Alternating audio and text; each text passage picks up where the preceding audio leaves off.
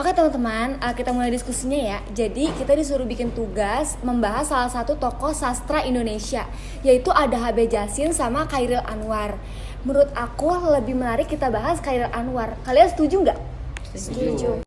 Aku setuju sih, karena kan Chairil Anwar terkenal sebagai penyair yang puisinya membahas banyak tentang kehidupan, perjuangan, sama kebebasan. Iya, salah satunya puisi yang terkenal berjudul Aku.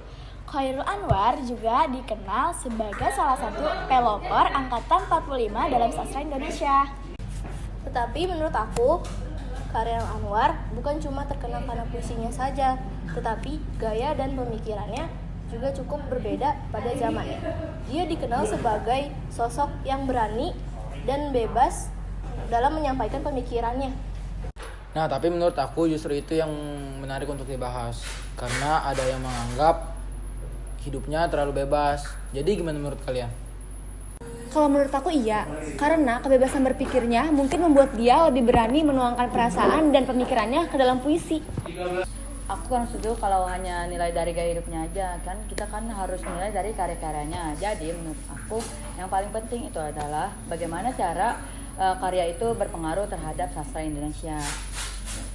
Aku setuju sama Kesa. Bahkan sampai sekarang puisi Chairil Anwar masih sering dibaca dan dipelajari.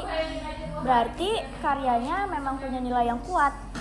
Tapi aku penasaran, kenapa Chairil Anwar bisa disebut sebagai penyair yang penting dalam sejarah sastra Indonesia? Menurut aku karena beliau membawa gaya penulisan yang bebas dan berbeda dari karya sastra sebelumnya. Puisinya terasa lebih lugas dan menunjukkan pemikiran pribadi. Benar, selain puisi yang berjudul Aku, ada juga puisi Kerawang, Bekasi, dan Diponegoro yang menunjukkan semangat perjuangan.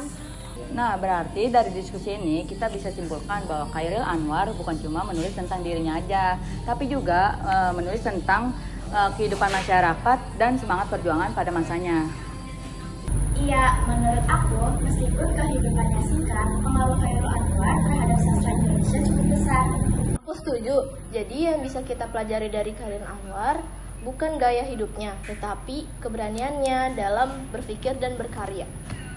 Setuju, dan menurut aku itu yang membuat karya Chairil Anwar tetap relevan sampai sekarang. Oke, jadi kesimpulan diskusi kita hari ini, Chairil Anwar adalah salah satu penyair penting dalam sastra Indonesia dan tokoh angkatan 45. Melalui karya-karyanya, ia menunjukkan keberanian dalam berpikir, keberanian dalam berekspresi, serta menunjukkan rasa perjuangannya.